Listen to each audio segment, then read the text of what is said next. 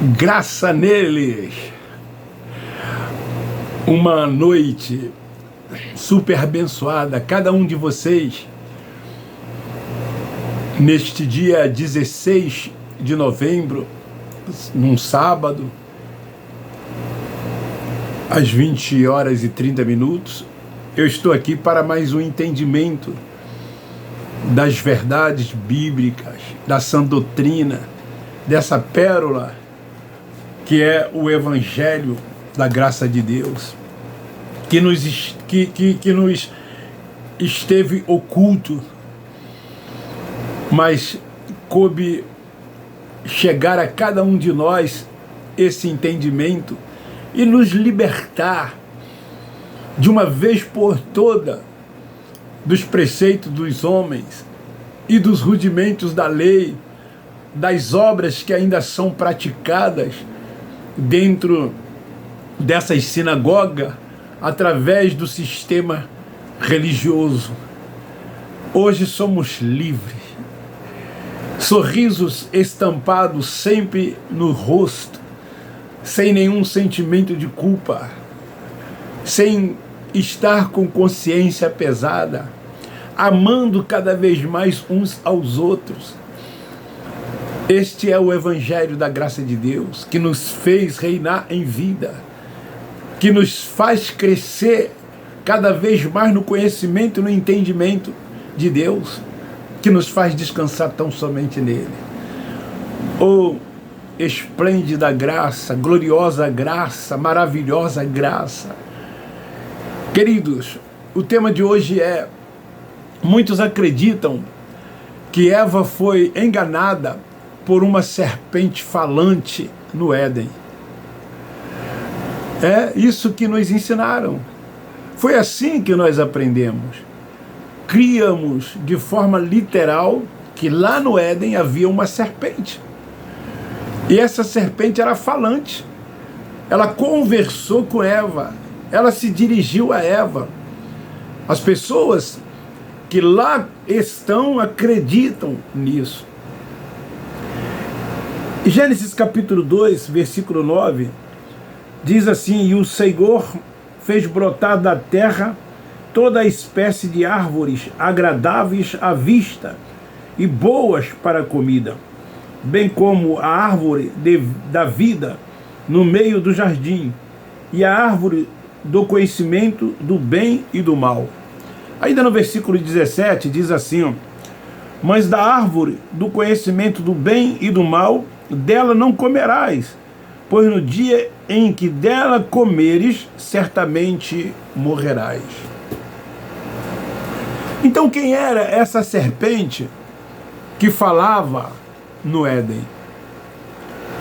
Querido, a serpente que falava no Éden não passava, sabe de quê? De uma metáfora, de uma figura de linguagem, na qual se faz uso de comparações. Por isso que se usa figuras de linguagem, metáforas, comparações assim subjetivas, para se referir a algo de forma indireta.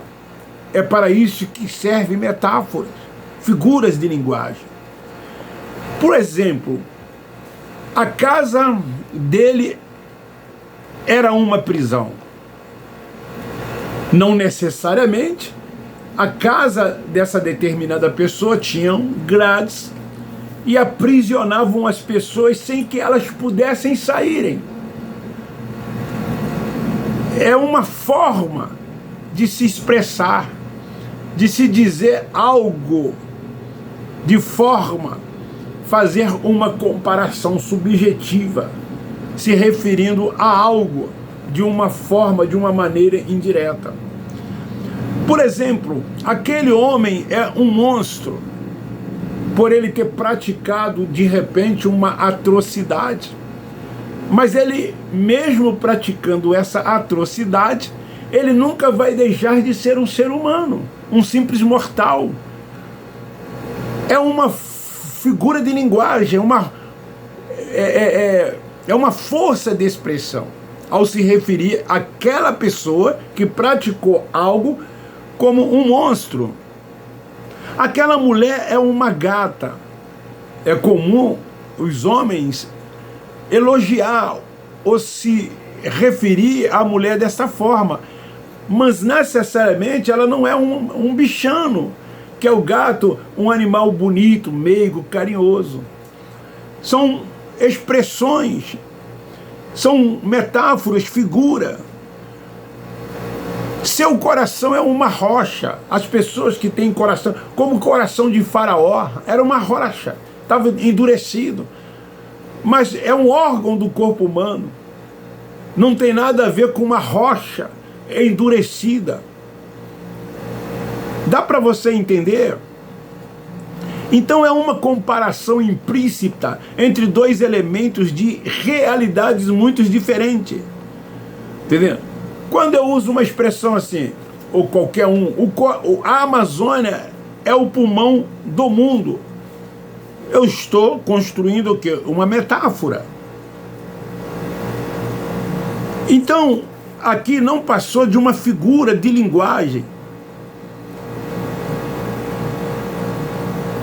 Querido, muitos acreditam, assim como nós um dia também acreditamos, que Eva foi enganada por uma serpente falante no Éden. Esse é mais um assunto polêmico.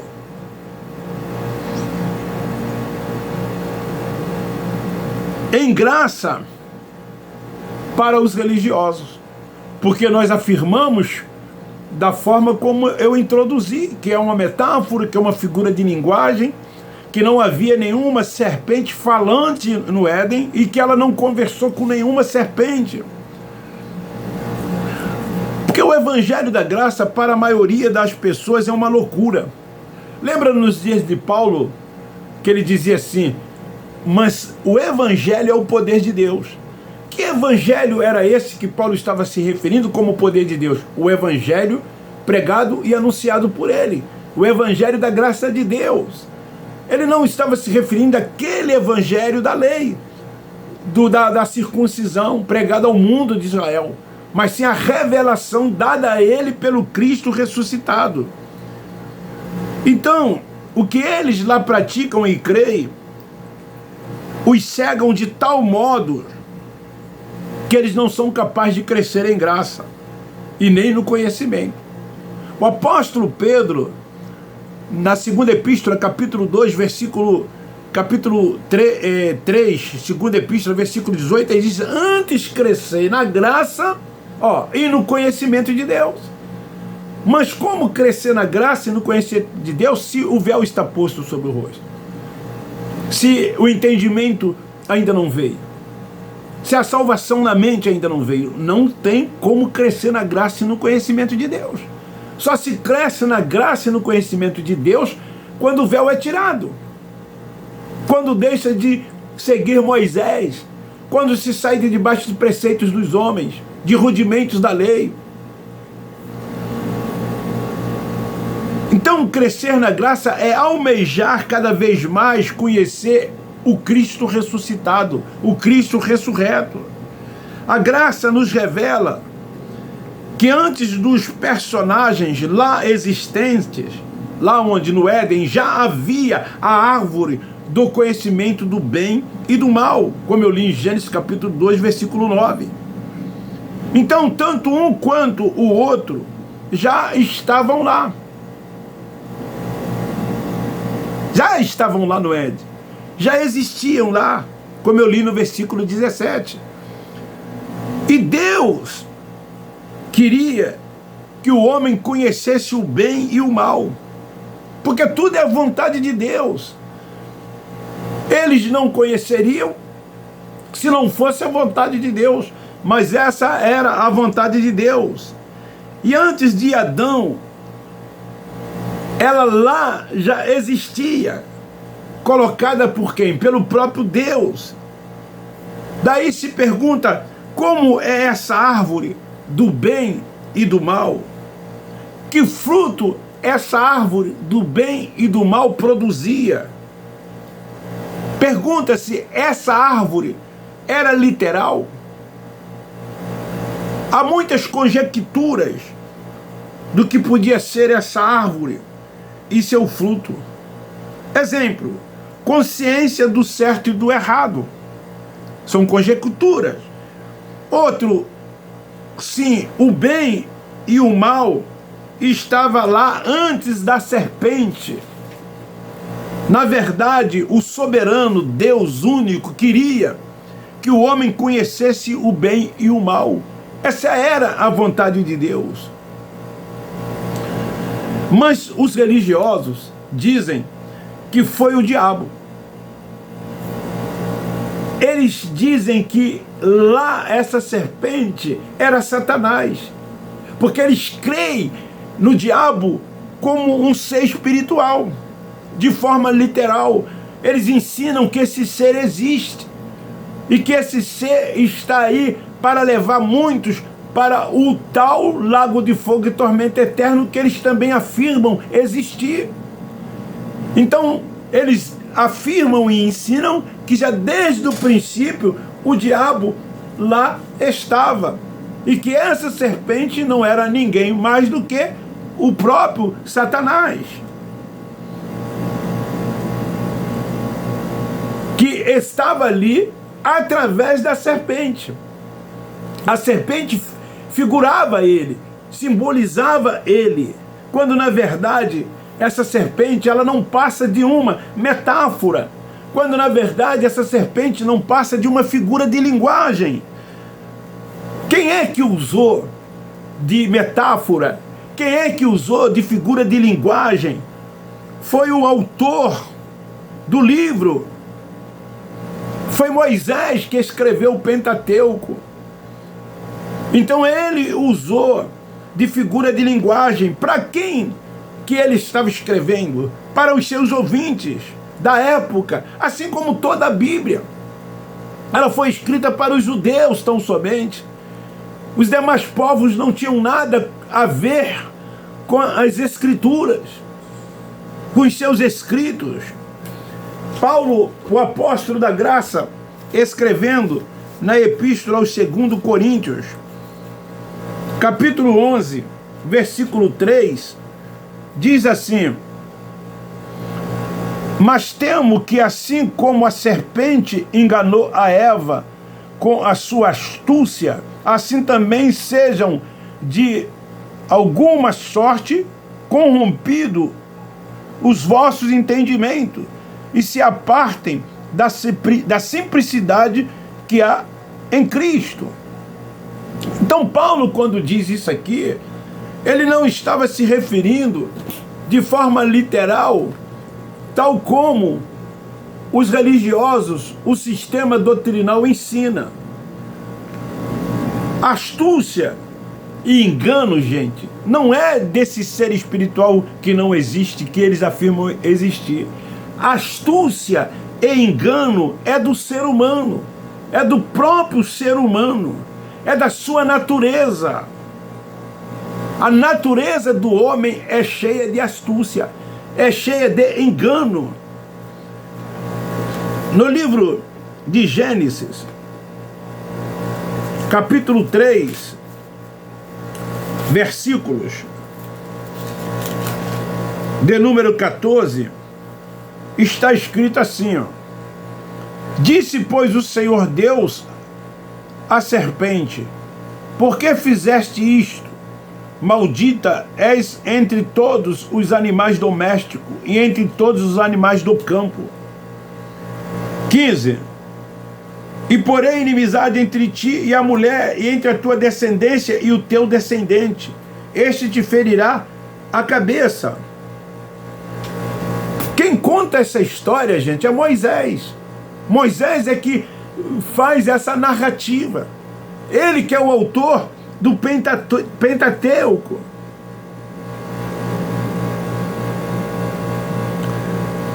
A profecia aqui que eu li em Gênesis 3, versículos 14 e 15, se referia a quem? A Cristo. Era uma profecia que iria há centenas de anos mais à frente ia se cumprir. E também se referia a Judas, que era o traidor. Quando lá ele diz que um dentre vós há de me trair, e esse é o diabo, ele não estava se referindo a esse diabo como ser, como ensina o sistema. Ele estava se referindo, usando ali de um adjetivo, porque significa acusador, traidor, aquele que é oposto. Então Judas não era um diabo. Jesus não estava dizendo que era o diabo que iria fazer aquilo com ele para que ele fosse vendido, mas o ser humano cheio de astúcia, cheio de engano, que era Judas, ao ponto de trair o mestre. O ardiloso, o enganador ali no Éden, sabe quem era? Era Adão. Era disso que Deus estava falando ali no capítulo 3. Astuto que era Adão, então Deus disse: não come, e despertou nele, Adão, a curiosidade, com a astúcia que ele tinha. O que é que ele fez? Ele acusou a mulher. Todas essas coisas eram do homem, do ser humano. Como hoje, gente, são obras da carne que as pessoas cometem, mas a religião insiste em dizer que as pessoas estão em pecado porque praticam as obras da carne. É do próprio homem. O praticar essas coisas tem consequência na própria carne. Ele semeia, aqui ele colhe. Então nunca houve esse ser espiritual. Ele nunca existiu. Por mais que eles tentam doutrinar os filhos de Deus acerca disso, não é verdade. São narrativas construídas desde o princípio para que se afirme que este ser existia. Lá em Isaías, quando fala do rei de Tiro, fala de dois reis que eram soberbos, arrogantes, e eles iriam ser derrubados do seu trono, mas eles dizem não, que era o ser espiritual que caiu do céu, que houve uma rebelião. E então esse ser, antes um anjo de luz, cai e se transforma nesse ser espiritual, ensinados por eles, que é o que mais impõe medo, pavor e terror nos filhos de Deus. Eles têm medo do diabo, por isso que frequentam a sinagoga. Eles têm medo do inferno. Se tirar inferno e diabo de lá, ninguém mais lá vai. Esse é o medo das pessoas. Até crentes têm medo do diabo. Até crente tem medo do inferno. Não deveria ter medo do inferno, porque inferno significa sepultura e todos nós iremos para lá.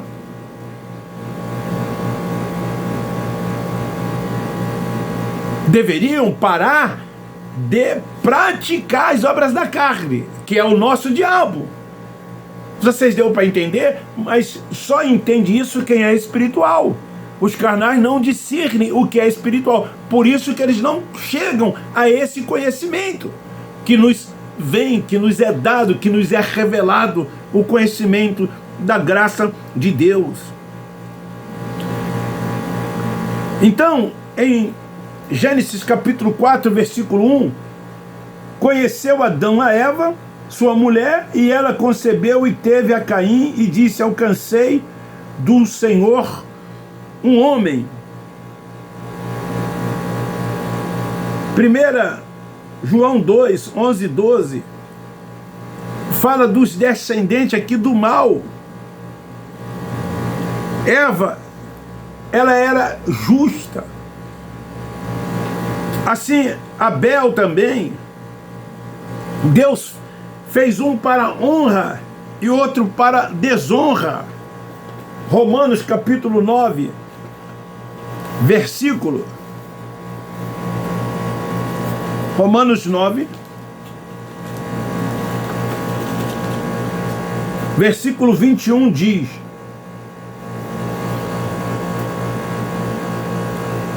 Ou não tem o oleiro poder sobre o barro, para da mesma massa fazer um vaso para a honra e outro para a desonra? É Deus que faz. Um para a honra e outro também para a desonra. Então Adão, na sua natureza, era o quê? Uma serpente. Era a natureza de Adão. Esse ser, esse animal, esse réptil é astuto, é ardiloso, é perigoso, está sempre na espreita. Então, Adão tinha as características de uma serpente. A primeira coisa que ele faz é acusar até Deus, digamos assim. Ele diz: a mulher que tu me deste. Se tu não tivesses me dado, isso não tinha acontecido. Mas insistem os religiosos em dizer que lá tinha Adão, Eva e uma serpente. Adão, ele matou com isto toda a humanidade. O pai da mentira não era esse ser espiritual, como eles pregam e ensinam dizendo: o diabo é o pai da mentira. Adão, sim, foi o pai da mentira. Romanos capítulo 5, versículos 13 e 14, diz assim: pois antes da lei estava o pecado no mundo, mas não havendo lei, o pecado não é imputado. No entanto, a morte reinou desde Adão, até Moisés. Mesmo sobre aqueles que não pecaram, a semelhança da transgressão de Adão, o qual é a figura daquele que havia de vir. Então Adão, ele matou toda a humanidade. Foi o pai da mentira.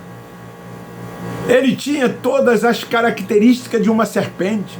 Era um homem ardiloso, era um homem astuto, enganoso, vivia de engano. Então, deu para você entender que, na verdade, era uma metáfora, era uma figura de linguagem usada pelo autor ao escrever Gênesis, ao contar a história do Éden, e que, na verdade, não havia ali nenhum ser espiritual. Satanás ali não estava, e nem tampouco ele estava nessa tal serpente lá do Jardim do Éden, que eles dizem que era falante e que ela falou com Adão, com Eva, de forma literal.